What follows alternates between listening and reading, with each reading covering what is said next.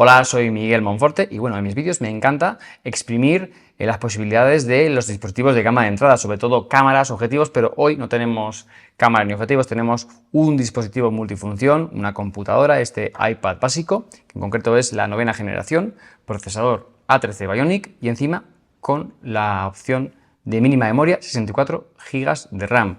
Yo lo compré para, quería probar el iPad y bueno, lo uso para edición de foto y de vídeo.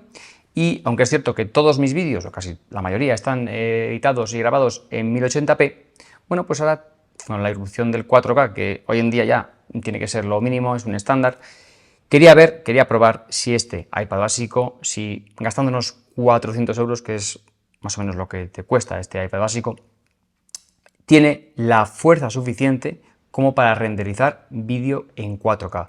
Vamos a meterle caña, primero haremos los clips, luego la fiesta aumentará porque vamos a meterle transiciones, sonidos y vamos a ponerle un poquito difícil al iPad básico y vamos a ver si resuelve, vamos a ver los tiempos de duración de renderizado y bueno, espero que te ayude para decidirte si te estás planteando comprarte un iPad o no para foto y para vídeo y si este te puede cuadrar dependiendo de los proyectos que hagas. Así que vamos a ello. Lo primero que hicimos fue quitar todas las aplicaciones en segundo plano y también eliminar archivos innecesarios, vaciar la carpeta de eliminados y en LumaFusion, la aplicación que usaremos para editar, eliminar los proyectos que teníamos ahí pendientes. Bien, los vídeos que usaremos para la edición son archivos en 4K, 25 frames, de la Canon R100 de 1, 2, unos 3 GB. Y por supuesto vídeos en 8 bits, nada de logarítmicos ni formatos más pesados. Y es que en el iPad básico no podemos editar en disco duro externo, sino que tenemos que copiar todo el contenido a la memoria interna del iPad. Así que, primera prueba, vamos a copiar estos archivos y vemos que nos demora 8 minutos y 35 segundos usando el adaptador Lightning a tarjeta SD. Ahora sí, creamos el proyecto. Vamos con una línea de tiempo no muy exigente, simplemente añadimos los clips en 4K uno detrás del otro y exportamos a 4K con una calidad estándar, 50 megas por segundo, archivo final de casi 5 gigas y la duración del vídeo de unos 12 minutos y 27 segundos. Esto va a ser común para todas las pruebas que realicemos. Renderizar este proyecto le lleva 7 minutos y 13 segundos. Así que prueba básica más que superada. Muy bien, iPad básico. La siguiente prueba fue un poquito más exigente. Al proyecto anterior le pusimos transiciones y una pista de música. Al vídeo principal le aplicamos una edición de color, un LUT y una viñeta. También mejoramos el audio del vídeo principal con distintos efectos. Vemos que tal reproduce, la verdad que muy bien, muy fluido, de momento, con la edición realizada. Y la exportación, bueno, pues sube de tiempo, pero 11 minutos 18 segundos no está tampoco nada mal para un vídeo de 12 minutos y medio, 4K con filtros de vídeo y de audio. Llegados a este punto, vamos a ver qué pasa con la última prueba, la más exigente.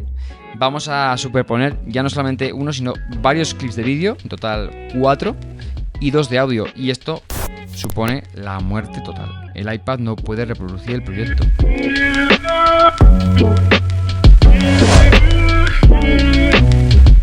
Además, en esta edición hemos aplicado un filtro artístico y bueno, lo que vemos son lags importantes y errores de reproducción.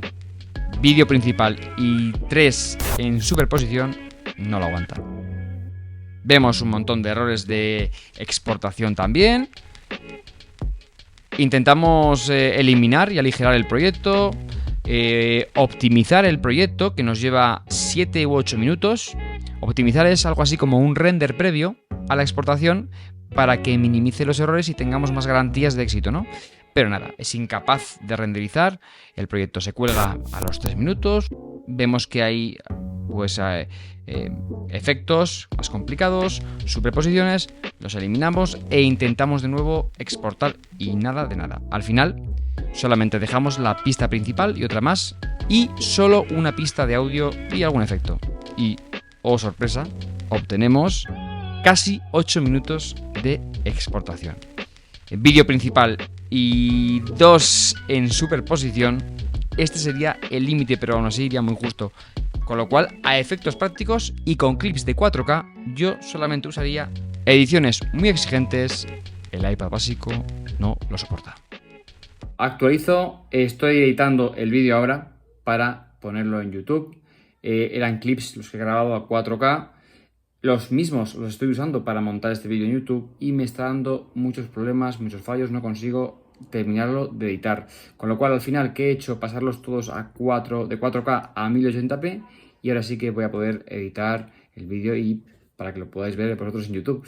Con lo cual, vídeos en 4K con el iPad básico, ediciones muy, pero que muy básicas. De todos modos, vamos con la conclusión y con el final del vídeo.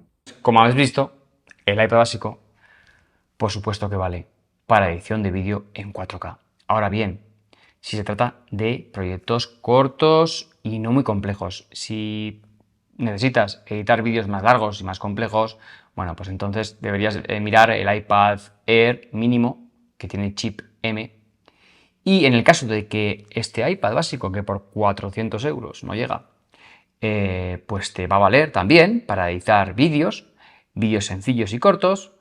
Eso sí, yo te recomendaría que cogieras un poquito más de memoria porque no vas a poderla expandir ni ampliar.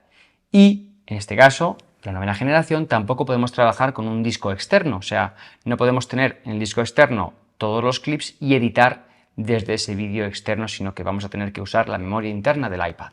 Dicho esto, espero que te haya ayudado este vídeo pues para decidirte si comprar o no este iPad básico o si tienes que irte a modelos superiores. Yo, por mi experiencia, ya os digo que lo uso para edición de vídeo en YouTube.